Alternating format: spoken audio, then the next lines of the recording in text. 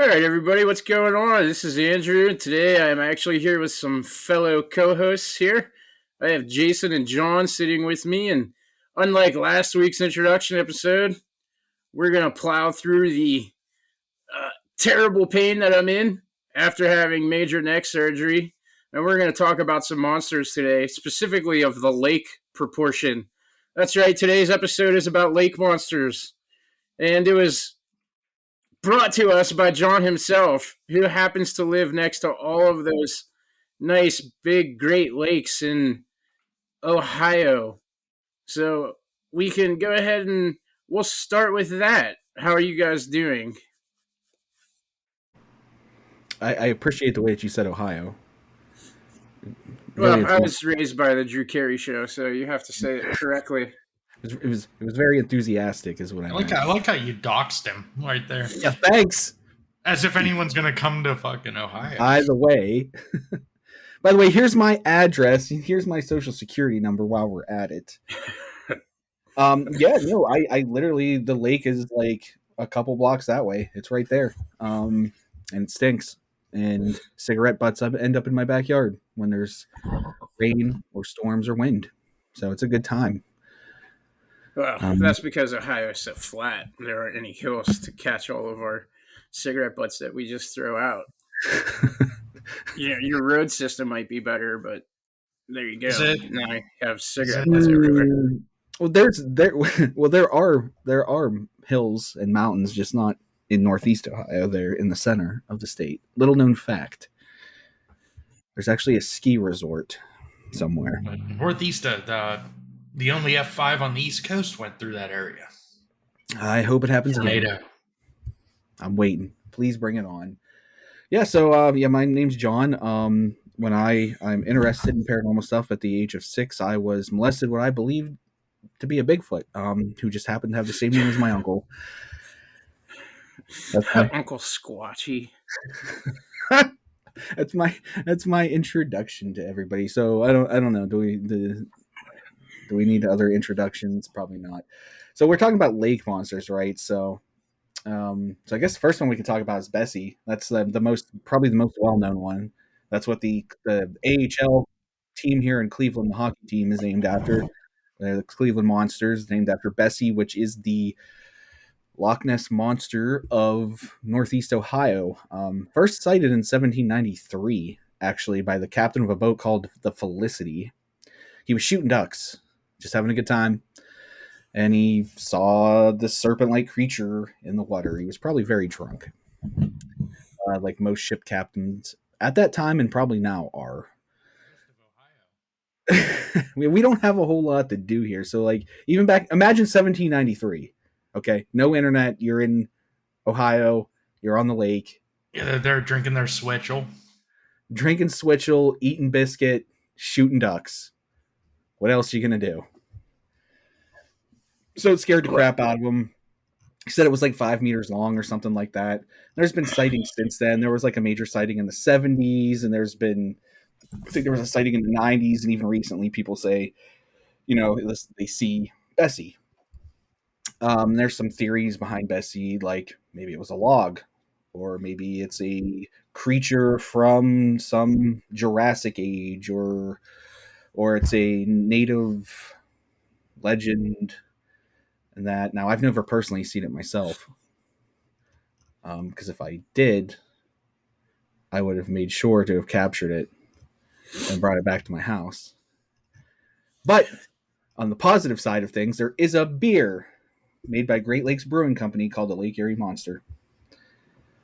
I was going to bring that up. I found that in my research. A couple of things that I have found kind of interesting when researching this topic. Okay. When you brought it up, I was actually excited about it because I am a multi-time a year watcher of Penn and Teller's bullshit. I love that show. I love how they break everything down. They take any subject and make it fucking look ridiculous and silly. And they of course have episodes about these things that I enjoy, like the paranormal. And there's one episode in particular, season 4, about the Loch Ness Monster. and they find the two clumsiest, dumbest looking people to go out onto that lake and theorize, and they throw some fish out in a sack and find nothing, and then ridicule them for 40 minutes, and that's entertaining to me. But one thing that kind of jumped out at me is the deathbed confession of the surgeon photo. Okay, now the surgeon photo, anybody who knows anything about the Loch Ness Monster or the paranormal, or in fact doesn't know much at all, because this is kind of like the photo of all of the photos. This is right up there with Patterson-Gimlin. It's the photo you think of when you think of the Loch Ness Monster. Now, this was taken and it was published in 1934. Excuse me, I have a dry throat from massive surgery. But so this photograph was taken in like 1934, and it was published, and it kind of became the proof. And you know, you see like the long-necked creature coming out of the water, and proportionally, I think has always looked off and not right. I almost don't want to dispute the fact that it's a fake photograph, because I've always thought, even as a child, it just didn't look right. The creature is way too small, so for what they were trying to accomplish, if this was a hoax, it worked out. It just didn't. It's just the aspect of the silhouette just never looked right to me. But so in 1994, 60 years after this picture is taken, some guy claims to have taken the picture and convinced somebody else to have it sent and published under their own name, who, by the way, was a surgeon, like well respected in the community. This dude is going to risk everything on a photograph of this monster for some guy. And that bothers me a little bit, because so often deathbed confessions are now used as a way to cite how things might be considered, well, you know, bullshit. But I'm wondering here if nobody saw, I just totally just splorshed my throat with some sore throat antiseptic. But that's all it takes, is just some guy to say, yeah, I made that up, and now I'm old and I'm dying. And then everybody just decides scientifically to take somebody's fucking word for something versus actual having evidence, which is the thing that we're supposed to have in order to provide any type of proof of what we are saying. Somebody who sees a creature is called either a liar or mistaken, but somebody who says that they lied about seeing a creature is taken for their word. When you can take a look at even Sasquatch himself, so many of the Patterson-Gimlin hoax perpetrators, I'll call them, all say that, you know, it was my cousin, my uncle, the whole town was in on it. And, you know, we made this suit, and then we went out, and, oh, by the way, here's the footprints that my uncle took out and attached to his feet and walked around. It's never the guy who did it. It's always some other person. And to that, I think that should be looked at and labeled as incredulous from the start. That's what's bullshit. If I was going to hoax Bigfoot, that's how I would do it. I wouldn't go out with a suit and risk getting shot in, you know, Pennsylvania, where hunters and people who like to shoot guns on the reg are just waiting for a creature to shoot on their yard. I'm going to go out with some clogs on my feet, and I'm going to make some footprints, and then I'm going to say, hey, remember those footprints you looked at? Well, guess what? That was a hoax, and now you know who I am. So to me, I think when you're hoaxing something, that should also be on the list of things to look out for. These deathbed confessions that completely, I think, sideline what Nessie is shouldn't be taken as factual. They're silly, they're nonsense, and they're bullshit. So, what that tangent that I just did, what I'm saying now is, if I can look past a photo that I think might also just have been faked anyway, because the confession is dubious to me, well, then I think that in Ohio, where you guys never saw a monster before, a drunk captain in 1973 saw one. I think 1794. seven. Okay, I think that 1970. leads. You're close. You just went like this. I have a touch of the tisms. It's just a matter of, we are predisposed onto whether or not we're going to believe any of this stuff to begin with. And then even after that predisposition, we're now then either going to look for proof and evidence, or we're going to allow ourselves to believe in the imaginary. And on the opposite end of that spectrum, you have the people that will then not believe for the same specifics.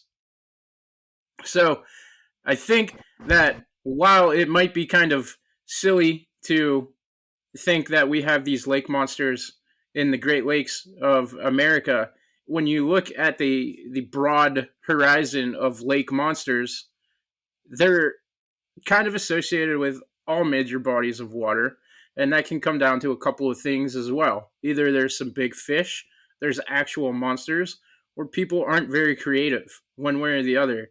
It's the same reason that dragons existed in Japan and also existed in the lore of the ancient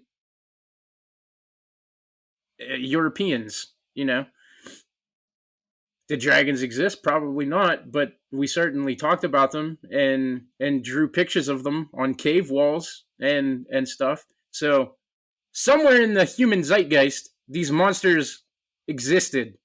Does that make any kind of sense? Maybe. Whatever you got. Absolutely. I don't know about drawing on the cave walls dragons. Looking, I'm researching it. What I'm saying is, I think if enough people say that they saw a lake monster, at some point there had to have been something that somebody saw that was kind of a lake monster. Well, I think if we're going to take anyone's word for it, it should definitely be Brenda, a 47-year-old female visitor of Lake Erie, who in 2001 went for a swim and got bit by what she claims was Bessie. Brenda. Actually, we can call her out by her full name here. Brenda McCormick, if you're listening, thank you. We got to ask, how did the Great Lakes drain? I know We're there's getting scientific here. Yeah, there's a lock system, right? A large creature could not escape the confines of that. Right, it would be stuck in the lake. So if it existed in the 1700s and there were multiple of them, they could just be dead. That tends to be the argument there. And again, I'll use the Loch Ness Monster because that lake is actually quite small. And the argument is that there isn't enough food to support any type of creature of that supposed size. So what you have then is people no longer believing in this thing or allowing it to exist when it could have just existed and died. All of these things could have existed and died off. Point out, Lake Erie is actually a lot larger than people think it is. I don't know the exact date, but something like 10 years ago, maybe not even that. A small passenger plane left Cuyahoga County Airport for Canada, and it went missing. Crashed into the lake. Bodies were never found. The plane was never found until some body parts started washing up on shore, and they'd searched what they thought was a massive portion of the lake. So, if you can't find 6 people from a plane wreck, are you going to find Bessie? Well, it depends on how big Bessie is, I guess. It's true. I mean, I would assume Bessie's probably bigger than 6 humans, right? I assume, like maybe whale-sized, right? I would. Like small Well, I whale. mean, Small she's been whale. described. Yeah, she's been described as a serpent, which doesn't mean anything because you can call a snake a serpent if you really wanted to. But apparently, if you really want to find Bessie, the best places are the south shore of Lake Erie, which is right here in beautiful Northeast Ohio, or on Pelee Island, Canada. Do we have the tourist division here? Like there is a sign on the west side of Cleveland. I don't remember the beach name, but there is a Bessie sign out there. It's like a warning sign, like one of those yellow caution signs. Welcome back, Andrew. Thanks for throwing that's up actually on pretty audio. awesome. Yeah, I'm surprised nobody's stolen it. People steal stop signs and stuff all the time, but nobody stole the Bessie sign. Oh, yeah, anything that has 69 or 420 and it's gone. There's some decorum and respect that even the most asshole teenager will have towards something along the lines of a monster statue. Also, obviously the monster, it's in Erie, right? Lake Erie. Yeah. It doesn't travel between the Great Lakes. I don't know if that's plausible. I don't know how the lock system works. I would think not. I think they would know. You know, they let boats through these lock systems. They would know if there was a massive serpent traveling between them. How deep is Lake Erie? Let's grab that. Yeah, what is the deepest point? I do know that Erie is 210 huge. feet below the surface. Yeah, that's pretty deep. If there's something down there, we wouldn't know. I've been to Erie one time, and my experience was short. And the area that I was at was actually like insanely not deep. Like I was able to go out probably hundreds of feet, and the water didn't come up past my knees. Well, there's a shelf. Yeah, like I do have a photograph here. Once you get out past that area, drops it's like off. Insanely deep. It's a huge drop off. Oh, they call it. It's a Great Lake. That must be why. So you go. There's Cleveland, Lake Erie. That's shallow, but once you get up towards Niagara Falls, the deepest point is up that way.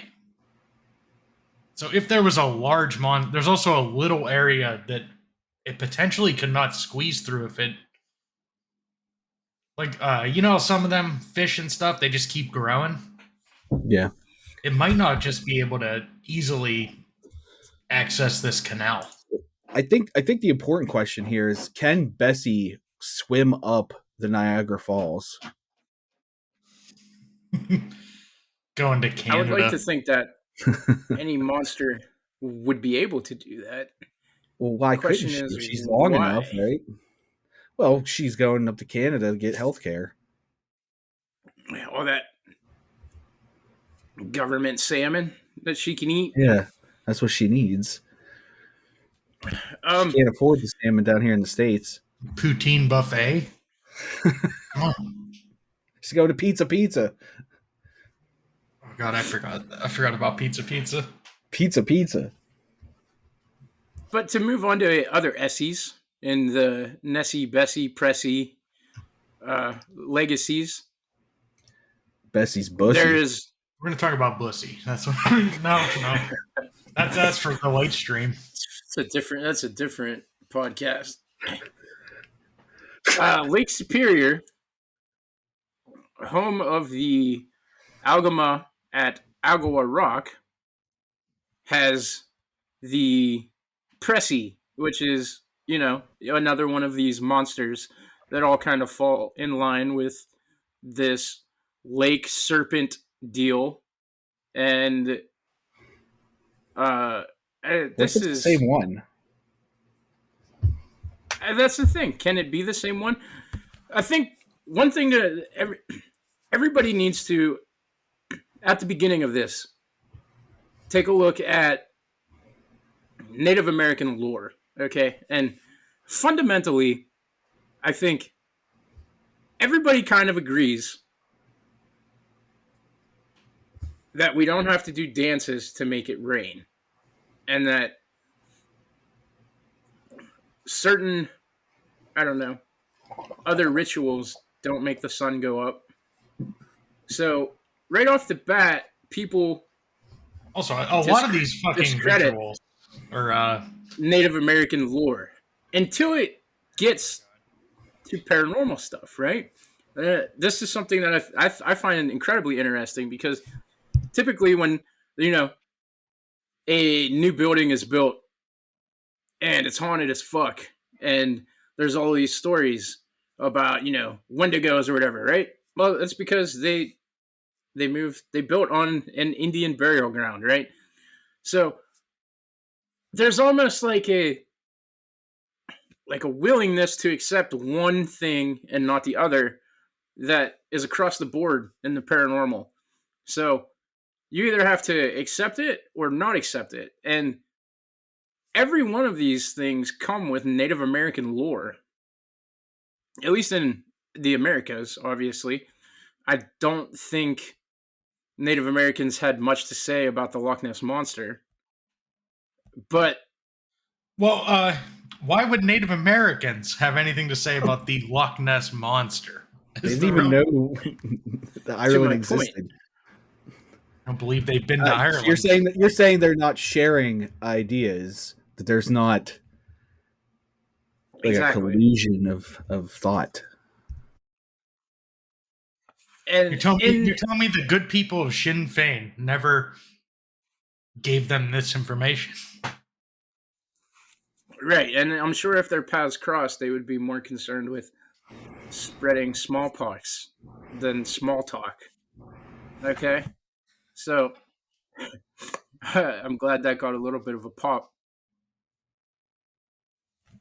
So every one of these have some type of Native American lore to them, and this one is no different, and it exists, and it's in that Lake Superior. Next to that, you have one that isn't quite a serpent, but more of a lynx, or you described it as a panther, and that's Mishibishu. I think I'm pronouncing it right. Well, I didn't describe it as panther. That's what it translates to. It translates to underwater panther. Yeah. So there's this one that you see that may be more interesting than a serpent creature because there are plenty of water snakes that can get big, but like a panther creature getting big. And to that effect, when you said snakes, something you could also consider is eels. Mm-hmm. Something that I've learned. They live off the batteries we throw into the lakes. Well, on top of that, if an eel, or any other creature for that matter, is impotent, it tends to grow larger in size. I found that out recently because I saw people describing... Doesn't work that way with mammals. Well, I mean, I've seen some pretty big neckbeards in my day, so it could lend some credence. But you could have mirrors in your house. Yes, mirrors everywhere.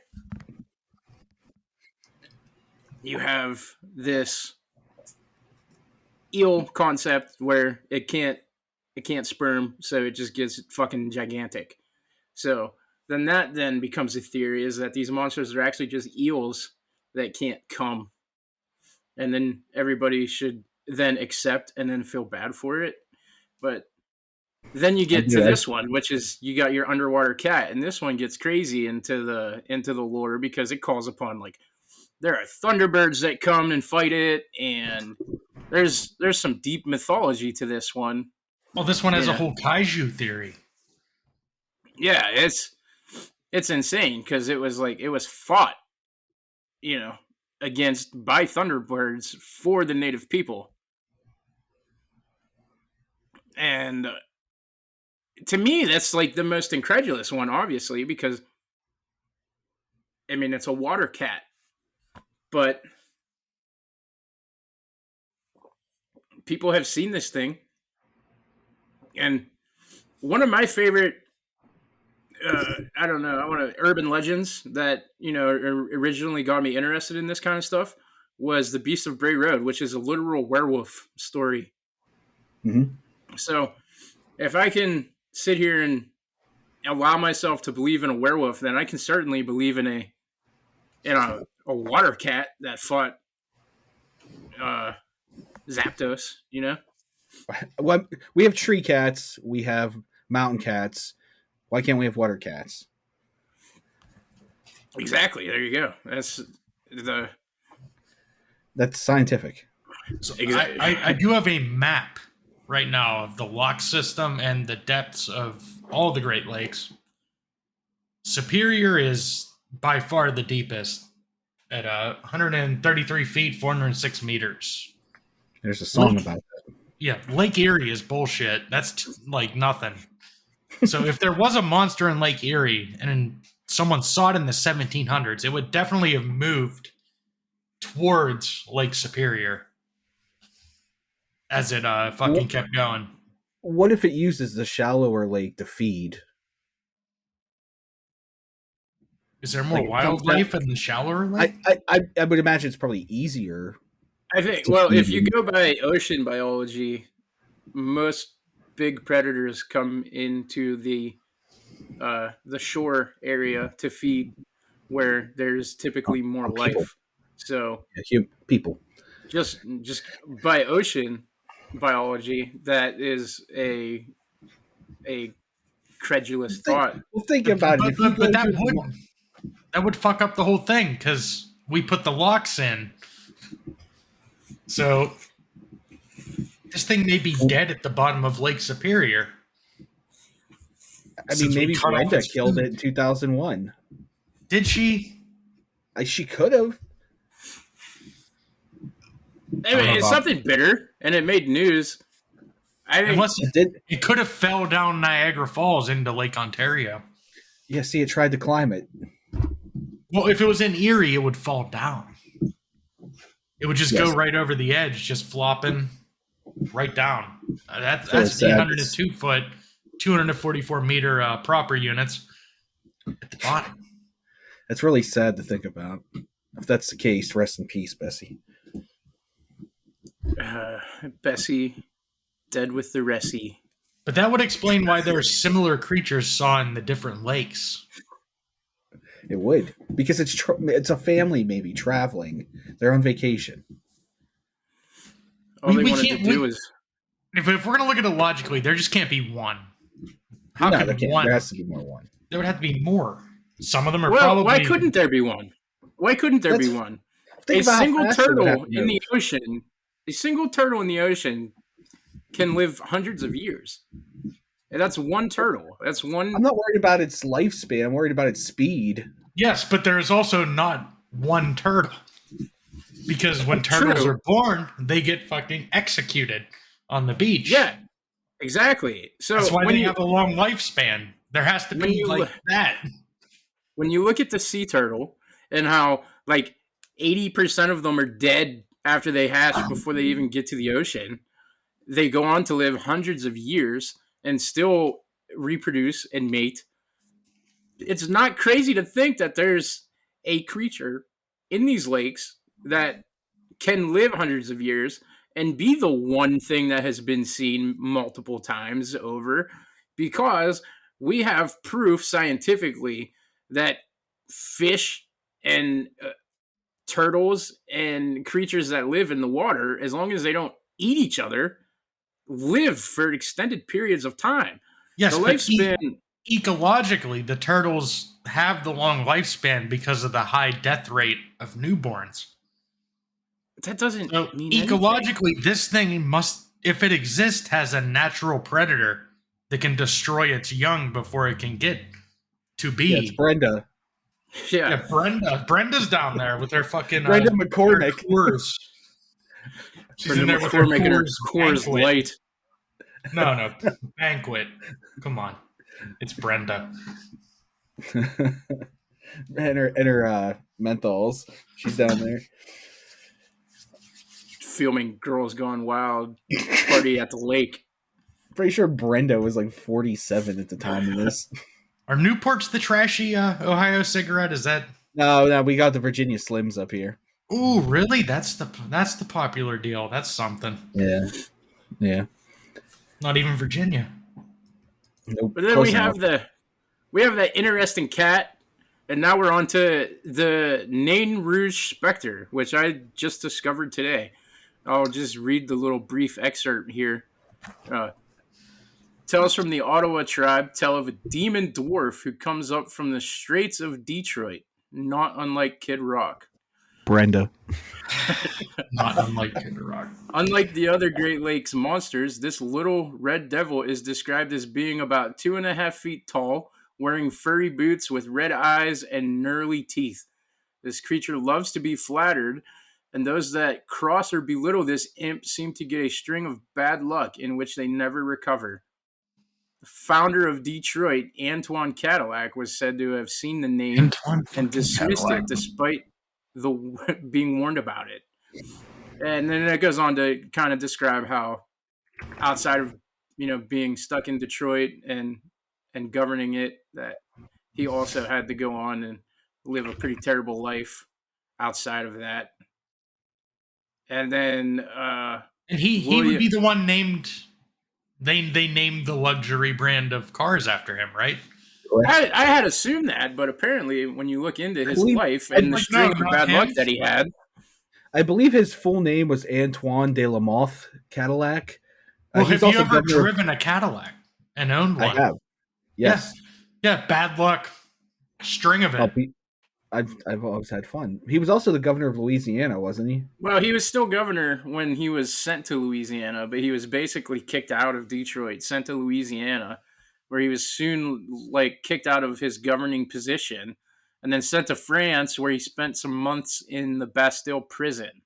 So this guy had a very long string of bad luck that people surmise came from the fact that he crossed paths with this lake monster that is actually like a little devilish imp. So a Jersey Devil. Essentially, is what this thing is. It sounds more like the Loveland Toad. You said this thing was wearing boots. But this Jersey Devil is more like a horse demon thing, right? Yeah. But if this thing's wearing boots, that means it knows leathercraft. When you say horse demon, though, I'm glad you brought that up, because all of these lake monsters originally come from the horse demon myths. What were they called? No, they come from the lake. Yeah. Got them there. So these could all be connected. Are there any lakes in Jersey? I would imagine there's probably a couple. There's literally Crystal Lake. Yeah. Yes. So that could possibly be a lake monster as well that has gotten out of the lake and adapted, because literally every one of these lake monsters originally were like horse monsters. I want to point out that the Bastille, where he was imprisoned in France, was not just like a minor prison. That was a major political. What did he do to get put in that prison? There's a whole Rush song here. I'll tell you what he did. He crossed paths with this little fucker that was rocking out to Kid Rock, and he told him what's up. So he crossed paths with a ghetto called. leprechaun. Right? A ghetto leprechaun. Yeah, the ghetto leprechaun. But this article also cites William Hall, who apparently also crossed paths with one of these things. He cited the specter on a foggy morning during the War of 1812. And, we all know that he eventually was like the only U.S. What was he? Chief? I don't know. He's the only officer court-martialed and killed before or since due to being court-martialed. So people kind of from him. People look at him as a victim of the Nain Rouge, and then they go on to cite the Great Fire of 1805, the 1968 Detroit riots, and an ice storm in the 70s. I don't know about all that, but okay. The ice storm is a little far-fetched, but even the riots. I mean, that's just a little. No, I could see it. I would totally riot for that. Well, yeah, I could see that. I mean, Look what it did to Mr. Cadillac. If I cross paths with this thing and it says that it wants some new speakers, I'm going to be breaking the windows of my local Radio Shack and getting him some speakers. I'm gonna pop some 12-year-olds getting off the bus, and then I'm hitting up the Radio Shack. But Ooh, I mean, that was interesting for me here to learn that lake monsters weren't just eel-like creatures, and that two of these are actually pretty sinister and not dinosaur-like. What? Mammalian is the word, right? This Nine Rouge thing, I don't know if anybody's seen him ever since, but I think my theory is that... where was he? So he was sighted in eastern Michigan? Is that the main area? Yeah, wherever that lake is. Well, you Lake said Michigan. Detroit. Okay. They named the lake after it. So yes, they did. That's wild. We should talk about that. Like, why?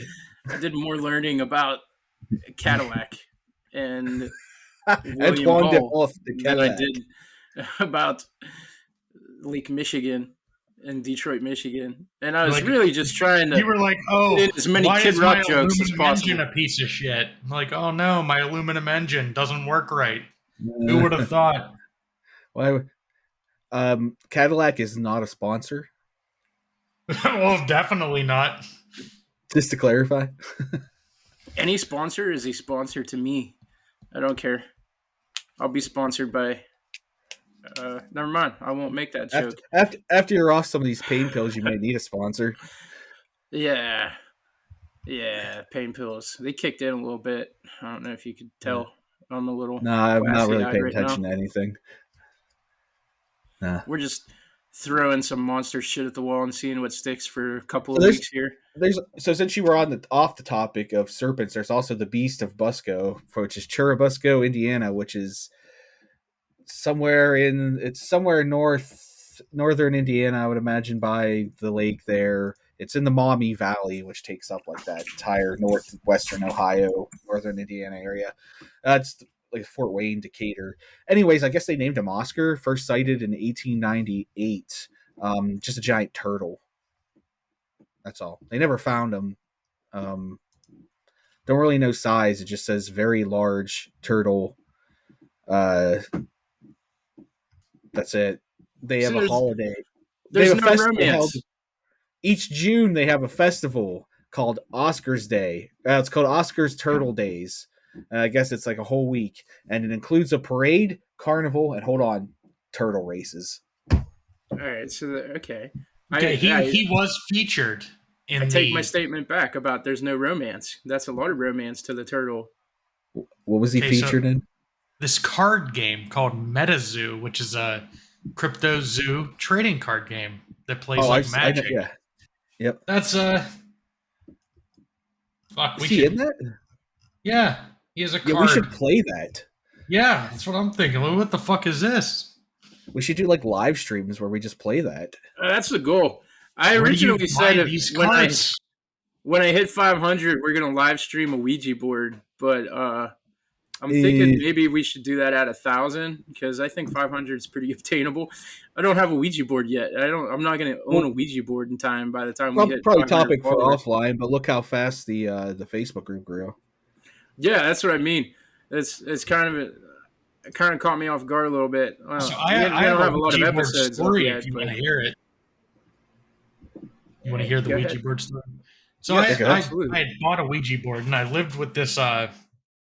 When I was living in Lancaster City, I'd lived with crackheads, and I had a Ouija board. He was like a Christian guy, like super Christian. Still did crack, meth, every amphetamine you could think of. But he was real intimidated by this.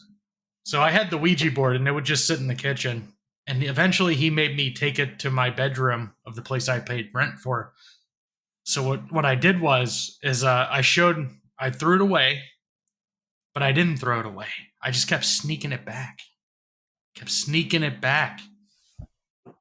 And that's about the Ouija board story. This dude lost his mind for a week. He was lighting candles and doing sage rituals. all throughout for at least a good That's- 6 months. That's a good practical joke, but for some reason I don't know why I was expecting something crazier to come out of that. But that's a good method of messing with people, really. I think people do have strict thoughts and beliefs on it. So uh, it kind of takes a life of its own in that regard. And regardless of what it is or isn't, or what can actually be summoned by it, anybody with uh, any type of doubt in their belief system or how strong their belief system is it's very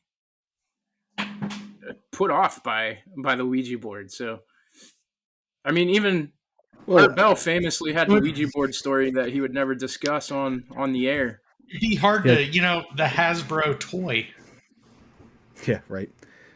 I think outside of like the Abrahamic religions, there are like I think there's even certain groups of pagans that don't even touch the Ouija board, the Parker Brothers version specifically. I thought Hasbro bought them.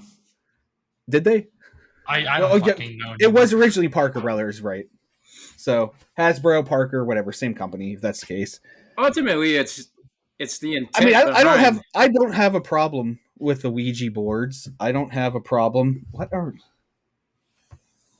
my dogs are possessed right now? So sorry, don't look over here. I don't have a problem with anything actually, but that's aside from the point. So, but I mean, if we're gonna live stream some Ouija, let's really how are we gonna even do that? I was thinking that we're either gonna have to all have some type of game in front of us, and then or one of us can have it, and everybody can ask questions, and then one person can be the brave one to move the eye over the board or whatever. We have some time to figure it out. We can get. I'm sure there's maybe an online version of it. Online Ouija board. That's not how this works. This would really be like you'd need multiple people in a room. I'm very excited to test what we can stream live and not just do recorded podcasts. The only reason I suggested the Ouija board was because Coast to Coast was too much of a coward to do it. Constantly. And Art Bell had like this story that for decades was, don't ever ask me because I'm never going to tell. And obviously because when somebody says something like that, people would call in and ask. And you can't say you're not going to tell a story and then not tell the story. Right. So there's this podcast basically it was birthed by the idea that I wanted to do an Art Bell project. And the Art Bell project didn't work out, so now I'm just playing with my friends and meeting new people online and creating a fun group and atmosphere for us to do this. Fun. So in the long run, something I think better and more fun came from it. But the origin of this is my intense love of Coast to Coast and Art Bell and just paranormal broadcasting in general. And so those little Easter eggs that we can do on Sasquatchers, I think ultimately will set us above every other asshole with a podcast that talks about ghosts and shit, which by the way, Ghosts and Shit was the original title for this show. But yeah, so I think most people aren't brave enough to try to figure out how to live stream a Ouija board session for their podcast. So that's something we are going to do because we're cool like that. I don't know if it's bravery. It might just be technical difficulty. Oh, yeah, absolutely. It might just be all of us sitting in a room telling one person. What we should do is we should all meet at Lake Erie, call the Melonheads down here in Kirtland, and then we'll all show up like on a rock at Lake Erie, and then we'll do the Ouija board. Well, you can lay the groundwork for the Melonheads. With Brenda. We're calling Brenda. Call Brenda. She's running the show. Brenda! So what were you... Sorry, Drew. What were you saying? No, I was just saying, you get to lay the groundwork. You create the foundation for the Melonheads because they're 5 minutes from your house, and you're going to go introduce yourself to them so that we could talk more about them in depth next time. You guys are gonna see me on a stream at like 11 o'clock at night tomorrow night, just high fiving the melon heads and inviting them to our Ouija board seance. And they're I am planning. It's coming. I'm going to Kirtland. We're gonna find the melon heads, or I'm gonna kidnap children. I don't know which one. We'll see how it goes. I don't see how those are mutually exclusive. Maybe cut that part out. No editing. We're live, unedited, unfiltered. To tape. Live to tape, but too lazy to edit. So I hope all of the audio sounds good. I hope so. Not capable of doing that shit right now. But yeah, I don't know. I feel like we've exhausted all of our banter from these lake monsters. We don't need to, go too long and overstay our welcome here. I had a good time trying to get in my Kid Rock jokes about the Nain Rouge Spectre. The only one I didn't get is that the Spectre hasn't been seen since the death of JC. Oh, you guys know who JC is, right? My name in here is JC. Yeah, his name in here is JC. JC's the little midget from... Oh, I'm sorry, the little person. The imp that played with Kid Rock. Oh, I was thinking like Julia Childs, Jesus Christ... important historical figures, not the only midget. Historical figure named JC that anyone ever gave a shit about was JC. I forgot he existed before Kid Rock went on his fake country thing. Yeah, so I don't know. Speaking of Kid Rock. Oh, shit. He's showing us a Bud Light. That's a big can, too. That's not one of those sissy normal cans. That's a tall can. Anybody. We here in Northern Ohio don't like them there gays. In the Northern. Or Southern Ohio. Well, that might as well be Fire Island. It's basically hell. As soon as you get south of Columbus, it's just over. Just one big, flat, gay orgy. And everything's on fire. Rocks falling from the sky. Being thrown by monsters in the lakes. But I mean, we could do a lake expedition sometime. I mean, maybe next summer.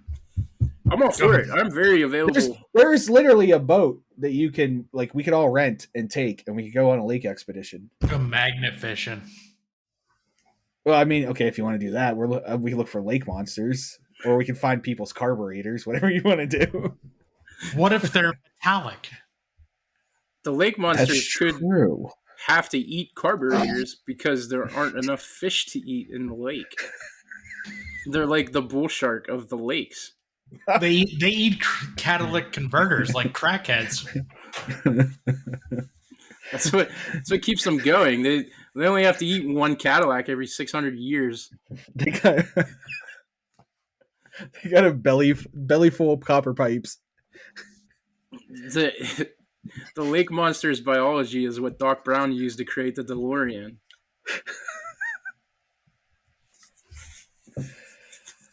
Riveting content. Yes. So, on that note, thanks for squatching. Jesus. Squatch you later. Oh, squatch you later. Fuck. I didn't even think of that one.